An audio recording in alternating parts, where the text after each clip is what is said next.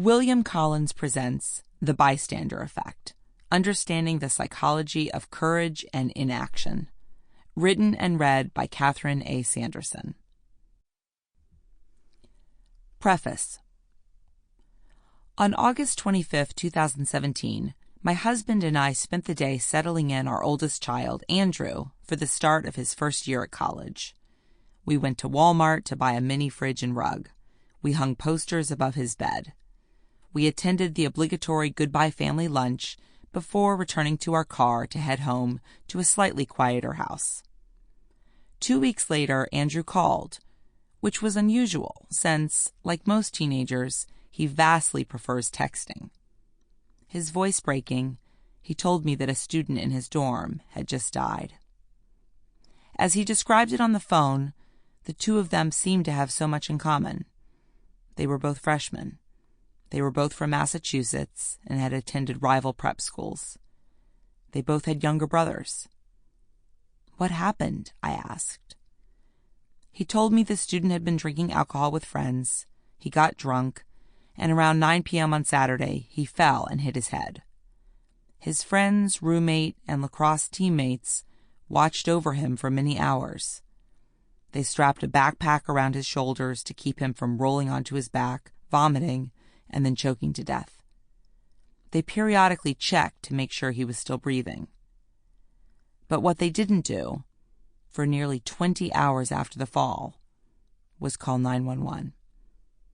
By the time they finally did seek help, at around 4 p.m. on Sunday, it was too late. The student was taken to a hospital and put on life support so that his family could fly in to say goodbye. Now, it's impossible to know whether prompt medical attention could have saved his life. Perhaps it wouldn't have. But what is clear is that he didn't get that opportunity. And this story of college students failing to do anything in the face of a serious emergency is hardly unusual. It's not just college students who choose not to act, even when the stakes are high. Why did most passengers sit silently when a man was forcibly dragged off a United Airlines flight, recorded on a video that then went viral? What leads people to stay silent when a colleague uses derogatory language or engages in harassing behaviour?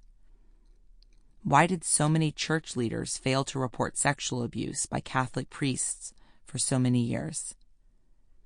Throughout my career, as a graduate student at Princeton University in the 1990s and as a professor at Amherst College over the last 20 years, my research has focused on the influence of social norms, the unwritten rules that shape our behavior.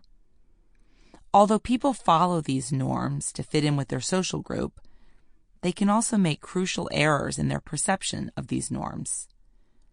The more I thought about these seemingly disparate examples of people failing to act, the more I began to see the root causes as driven by the same factors.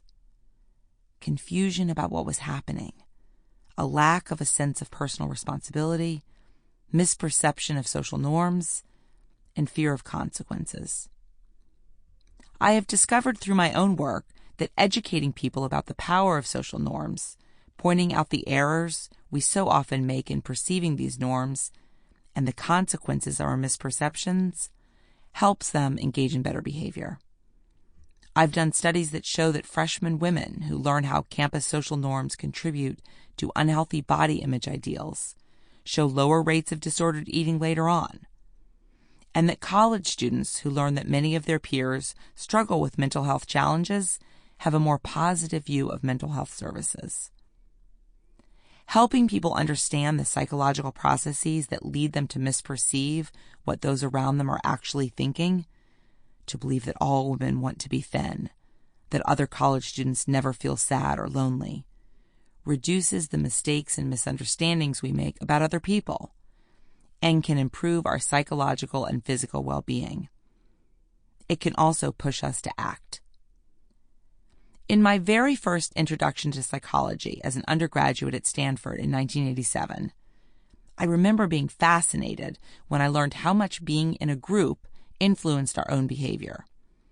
I was fortunate enough to have Phil Zimbardo, whose Stanford prison experiment remains one of the most... Sample complete. Ready to continue?